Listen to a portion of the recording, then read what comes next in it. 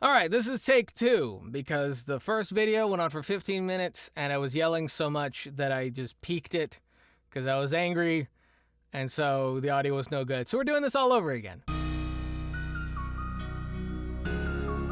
Hey guys, FunnyGuyTimmy here. Just wanted to do a video that's kind of in response to something that another voice actor made a video talking about this. I'm not going to say who it is because I don't like putting people on blast. I only bring people up by name if I have something nice to say about them. That's just like how I like to roll. Even if someone leaves a nasty comment, I don't like posting or saying anything about it, saying who they are. But I did want to respond to a comment that was left in a video. And it's not the first time I've seen this topic or this said in videos about voiceover and about microphones in general. Basically, the idea of the video was what microphone should you get as a voice actor? That was the title or something like that. And basically, they said the same thing that a lot of other industry voice actors say. What I mean by industry voice actors is people who don't work on the digital market. They don't like the digital market. They only work through agents and managers and through contracts, and they're normally part of the Screen Actors Guild, and they've been doing this for 20 to 30 plus years. Those are the kind of people that I'm talking about. The kind of people that were around doing voiceover or at least acting before USB mics even existed. Chances are probably even before USB existed. So the idea of the video that they left was microphones to get and what microphones not to get. And this is something that I've seen so many times in videos talking about voice acting. And it infuriates me because there is an arrogance to the statement. So basically in the video that I'm referring to, and again, not saying who it is, they were talking about the microphones that they but they're saying you should get is Sennheiser MKH416 and Neumann TLM103 or Neumann U87. There's also some other microphones that they mentioned, and they're all $3,000 to $10,000. And yes, these are all industry standards. And yes, these are all really good microphones, but if the video is being marketed to people who are not in the industry, those kinds of videos are being marketed to people who don't know anything about the industry. And these are probably people who are looking into getting into voiceover and don't have that much money to spend. So they're looking for a good starting mic. That's who the demographic for that kind of video is. And when you post out a video like that, and basically you're saying that you're only allowed to spend thousands of dollars, you're basically ignoring the three things that you need before you even really need a mic like that. Before you can ever buy a $1,000 mic, and trust me, it took me a long time before I felt like I even deserved buying a $1,000 mic. Before you can even buy a microphone like that, you have to have three things. Number one is skill. There's a particular amount of natural, gifted understanding for a craft that you have to have. Now, it's not saying that you have to get it immediately and you have to be gung-ho right from the beginning and I've got this and, be able to just hit the ground running. But you have to have the ability to quickly understand it. Otherwise, it's going to frustrate you. I've been doing acting, voice acting, doing acting and comedy and puppeteering and stage acting and all this kind of stuff before I did voice acting. So when it came to voice acting, when it came to acting in front of a microphone, it came a lot easier for me. Now, it's not to say that if you've never done acting and never done comedy or anything like that you can't do voiceover. I'm just saying that it was easier for me, which is why I put it on number 3, lower on the list of these 3 things. It helps, and it is more important than the microphone itself. The ability to understand what you're reading and how to interpret the role is way more important than the microphone or the interface or any of that kind of stuff. The next thing would be training. Training is very important. It's not the most important thing, but it is more important than skill. Training, the reason I don't put it very high is because you don't have to go to a coach. You don't have to go to a coach. You don't have to go to a school in LA. You don't have to do any of that, especially anymore. Most of the stuff that I learned, and most of the people that I talked to, most of where they learned how to do what they do was through talking to people and watching videos online and through just experience. They didn't have to go all the way down to LA and take a $3,000 course just to have some certificate where some famous voice actor says, oh yeah, this dude's ready, and then sends him out into the world. I know a couple people who've gone to schools like that with very high credited voice actors teaching the class, and they left feeling like they didn't learn anything and they weren't ready for voiceover. And that's very, very sad, and it's very depressing that not everyone is going to gain the same amount of education from that kind of course, from that kind of class. It might not work for you.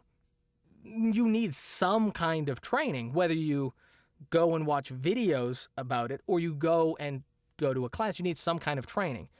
But you don't need professional coaching and training to get to most places in the field. So that's why it's also not the highest on the list of 3. The 3 things you need before you can ever buy an expensive microphone are going to be skill, training, and treatment. Long before you need a microphone. Those are going to be the things that you're going to need and going to want. Those are going to benefit you more than a $1,000 microphone. And the final thing on the list of 3 is treatment. I can't possibly explain how much more valuable treatment is than to just say, check out all my videos. I talk about it a lot. It's a big, big topic. I know Mike Delgadio did a video, if you want to go check it out. He took one of his most expensive microphones, or one of his trusted expensive microphones, versus a $60, $80 to $60 microphone. And he took the expensive microphone and he took it to like his laundry room, his bathroom, a garage or something like that. And then he had the cheaper microphone in his studio. And you could clearly tell which one sounded better, and it was the one in the treated space. Treatment is way more valuable than a high-quality microphone. You need a high-quality microphone, but you don't. If you were to have a TLM 103 and to be standing outside, it's worthless. It doesn't matter how much the microphone costs. It needs treatment. And most microphones will sound way better with treatment. Most demos and most auditions are rejected because of bad treatment and bad mic technique. That's the number one reason that most demos and samples and auditions are rejected or not listened to. And a lot of these people have really good microphones. They have decent microphones, but it's the treatment, the noise, how close they are to the mic that really destroys that demo, their chance. So it's way more valuable to have a better recording space, and it doesn't have to be a professional studio to actually record with. It's better to have that than the microphone. Now, you do need a microphone, but it doesn't have to be the most expensive. And another thing that really bothered me was the fact that in the video that I'm talking about, they really went off on USB mics. Now, again, I am not a fan of USB mics. I have used USB mics. I've done demos on USB mics, but there have been some that I'm like, this is totally fine for a beginner's microphone. It's totally fine for you to buy this and get started. Because number one, if you're getting like the Audio-Technica 2020 USB, it's an all-in-one package. It has the levels for your headphones, so you can turn the volume up and down. It doesn't change the volume of the mic. You have to change the gain of the microphone in the computer. But you do get the ability to plug in headphones, so you do get live monitoring, and it's not bad. It's $120, maybe $140 microphone, so it's not bad. I totally prefer using my Sennheiser MKH416, but as you guys may have seen before, when I had an interface go out, I used a USB mic, which was the Samson CO1U Pro, I believe, for a long time to do client work because I had to. And I didn't have another interface to plug up an XLR mic, so I just had that, I think it was like a $80 USB mic to plug in and get work done. And the clients were happy. They had no problem with it. They were totally fine. Even the ones that I told them, hey, I'm using this microphone, just letting you know, something wrong with the interface. They were like, oh, it's totally fine. When I'm on the road and I send in pickup lines and I'm using an on-the-road setup and I'm using like my the MXL 991 rather than my Sennheiser MKH416, the clients don't have a problem with that. They're just glad that I was able to get them the audio.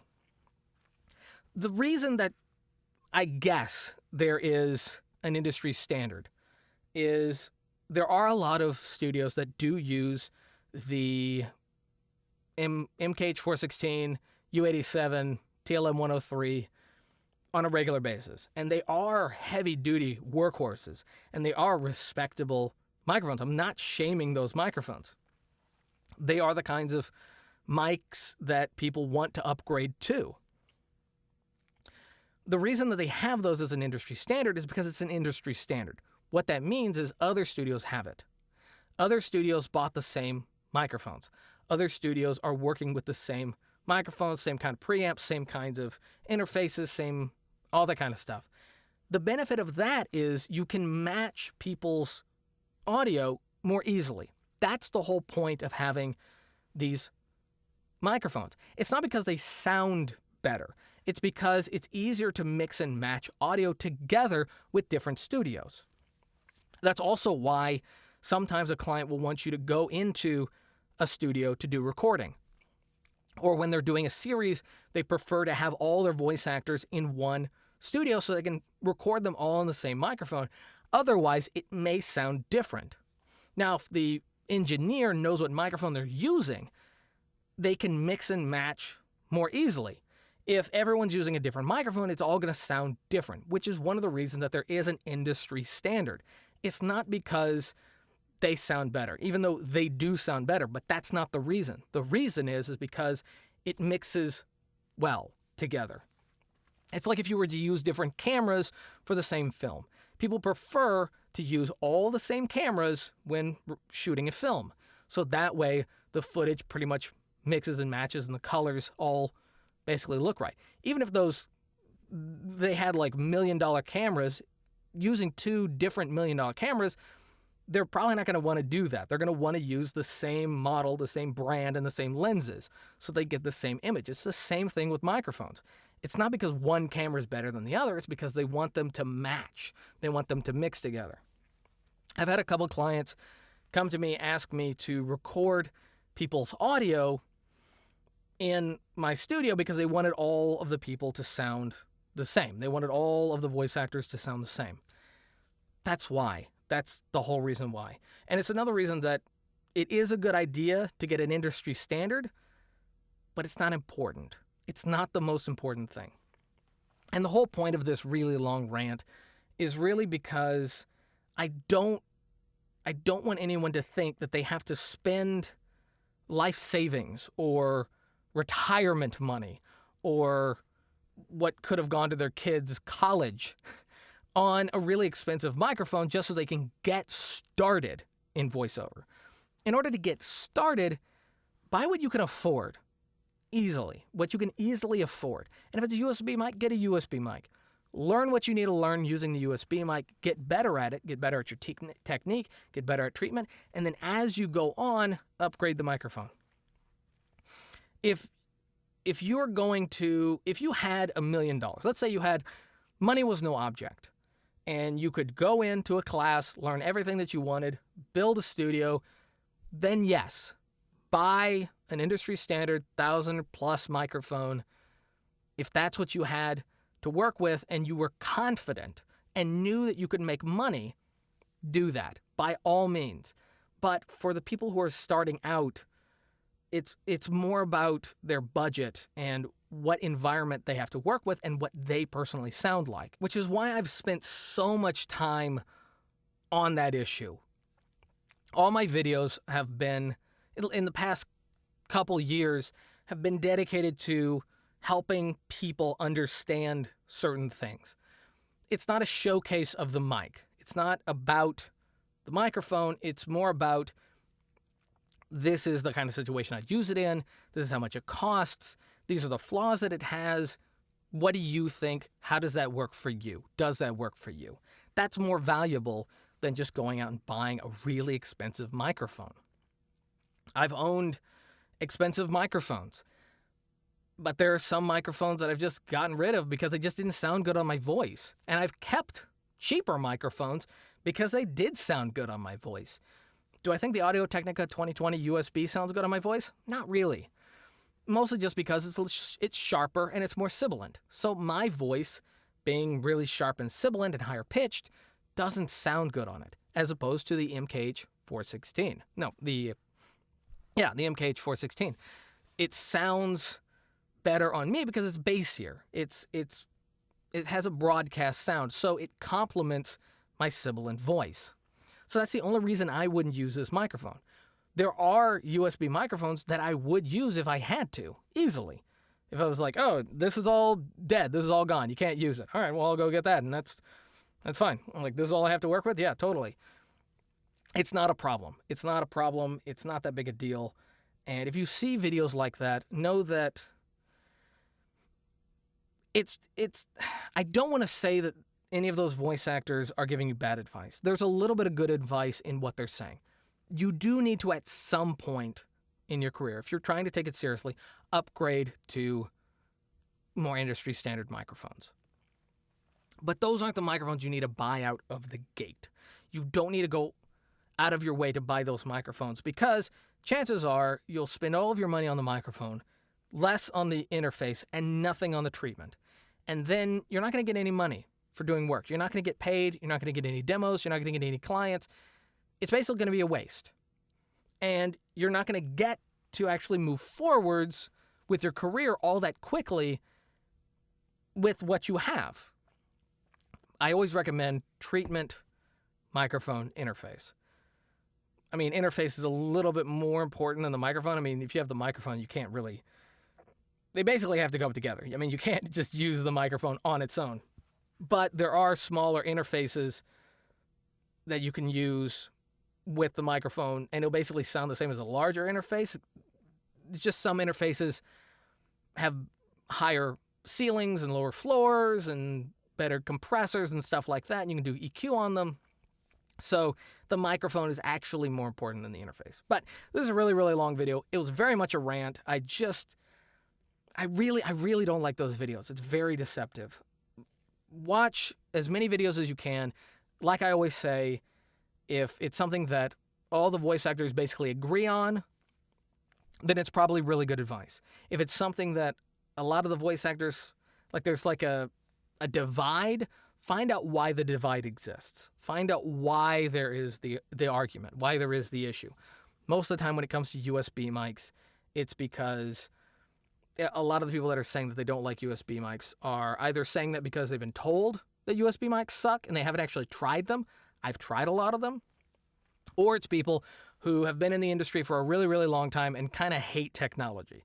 And they're dudes that have lived in LA forever, and they've always done TV and stuff like that back when it was old tube compressors and stuff like that. That's normally why that is. And shortly from now, there will be microphones that'll be USB that'll sound as good as a Neumann U87 at some point in time. That's just how technology works. So to say that USB is never going to be good is absurd. There are probably some that really sound bad, and there are probably some that sound really, really good, but it's not something that you should just completely and totally avoid. If it's in your budget and that's what you can afford, and it sounds good on your voice and it works well in your studio, go for it. Go for it. Don't spend all of your money on the really expensive microphones. Anyway, I am out of breath and I am tired. So, thank you guys for watching. If you liked the video, give it a thumbs up. If you think I'm stupid or ranting for no reason, give it a thumbs down. Totally fine. Subscribe if you're new. Hit the notification bell if you want to get notified. Leave a comment down below what you think of the video and what videos you'd like to see happen next. And until next time, peace.